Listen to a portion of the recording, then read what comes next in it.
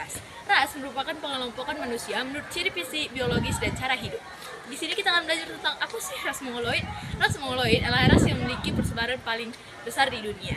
Ras ini tersebar di sebagian daerah Asia dan sebagian daerah Amerika. Di Indonesia sendiri, ras ini terbagi menjadi dua kelompok, yaitu Proto Melayu. Proto Melayu terbagi atas 3 suku, suku Batak, suku Toraja, dan suku Dayak.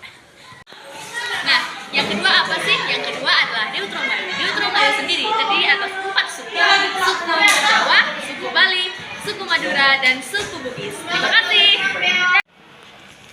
Nah, teman-teman, selanjutnya apa sih bukti-bukti peninggalan dari ras Mongoloid? Yuk kita tanya Efren.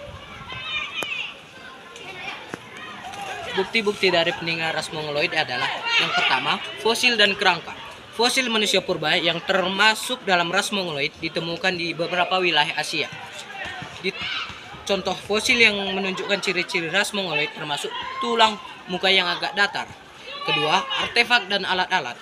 Bukti kehidupan awal ras Mongoloid juga ditemukan dalam bentuk artefak seperti alat-alat batu, perhiasan, dan benda-benda kerajinan lainnya. Yang ketiga, situs pemakaman kuno seperti kuburan dan gundukan makam memberikan bukti mengenai budaya dan praktik pemakaman ras Mongoloid. Yang keempat, peninggalan budaya. Banyak kebudayaan di Asia, termasuk Tiongkok, Jepang, Korea, dan berbagai budaya Asia asli Amerika memiliki akar populasi ras Mongoloid. Peninggalan budaya ini mencakup seni, arsitektur, dan tradisi. Yang kelima, lukisan gua dan seni batu. Di beberapa seni lokasi, seni batu dan lukisan gua yang menggambarkan kehidupan sehari-hari hewan dan tokoh spiritual yang ditemukan. Yang terakhir, struktur bangunan. Di beberapa tempat seperti Tiongkok dan Asia Tenggara ditemukan struktur bangunan kuno seperti kuil, istana, dan benteng yang berasal dari peradaban yang didominasi ras Mongoloid. Sekian dari bukti-buktinya, terima kasih.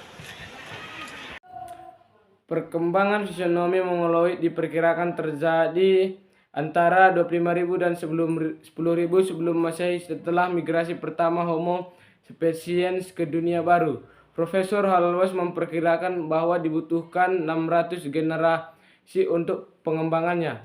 Ras Mongoloid adalah pengelompokan ras yang sudah usang karena didasarkan pada teori ras biologis yang tidak terbukti lagi. Konsep ini dikembangkan oleh para cendekiawan barat selama era kolonialisme. Nah, teman-teman, sekarang kita membahas apa aja sih pengaruh-pengaruh ras Mongoloid terhadap lingkungannya. Nah, teman-teman, yang pertama itu ada di dalam bidang pertanian dan pengolahan lahan. Di inovasi pertanian, masyarakat Mongoloid terutama di Tiongkok dan Asia Timur mengembangkan berbagai teknik pertanian yang maju, seperti sistem irigasi yang rumit, tanaman padi, dan domestikasi tanaman seperti sorghum dan millet. Selanjutnya, teman-teman, di bidang yang kedua yaitu pengembangan otonom. Untuk mendukung pertanian dan perhutanan yang semakin berkembang, masyarakat Mongoloid melakukan perkembangan hutan secara signifikan. Ini terjadi di wilayah seperti Tiongkok dan Jepang, di mana lahan pertanian diperluas untuk menampung populasi yang semakin besar. Teknologi dan alat pengolahan logam. Masyarakat Mongoloid di Asia Timur terlibat dalam pengolahan logam sejak zaman perunggu yang memerlukan interaksi mineral dari bumi. Pengolahan ini tidak hanya mengubah lingkungan tetapi juga membawa dampak sosial dan ekonomi dan yang disignifikan di masyarakat. Peralatan batu. Sebelum logam, penggunaan alat batu oleh masyarakat Mongoloid mempengaruhi lanskap melalui ekstra batu, pembentukan dan alat-alat yang disesuaikan dengan lingkungan setempat. Nah, yang kelima ialah pengelolaan sumber daya alam, yaitu perikanan dan peternakan. Di wilayah pesisir, masyarakat Mongoloid mengembangkan sistem perikanan yang maju, seperti di Jepang, Korea yang berdampak pada populasi ikan dan ekosistem laut. Peternakan juga berkembang, terutama dalam bentuk domestikasi hewan seperti sapi dan domba di Asia Tengah, yang mengubah padang rumput menjadi pengembalaan. Pengaruh ini menunjukkan bagaimana masyarakat Mongoloid beradaptasi dan memodifikasi lingkungan mereka untuk dukungan kehidupan mereka. Pertanian atau migrasi tidak hanya memengaruhi ekosistem secara lokal, tetapi juga berdampak pada perkembangan budaya dan sosial mereka selama ribuan tahun. Nah, sekian dari saya. Terima kasih. Selanjutnya, kita akan membahas masih adakah atau tidak ada lagi ras Mongoloid. Nah, di sini ras Mongoloid masih ada. Namun, istilah ini sudah dianggap usang karena ras Mongoloid adalah pengelompokan yang sudah tidak terbukti lagi kebenarannya secara ilmiah.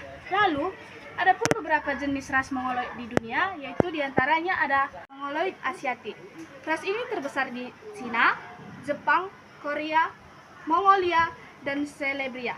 Ciri-ciri adalah bentuk wajah yang oval, kulit kuning langsat, dan mata sipit. Yang kedua, ada Malayan Mongoloid. Ras ini terbesar di Indonesia, Malaysia, Brunei Darussalam, Filipina, Thailand bagian selatan, dan beberapa wilayah di Thailand, dan mayoritas etnis di Kamboja. Ciri fisik ras ini kulitnya yang kuning sampai sawo matang, wajahnya yang bulat, dan matanya yang besar. Yang ketiga, ada American Mongoloid. Ras ini dimiliki oleh penduduk asli benua Amerika Utara. Nah, di Indonesia, ras yang mendominasi adalah Malayan Mongoloid. Ras ini terbesar hampir di seluruh Nusantara. Terima kasih.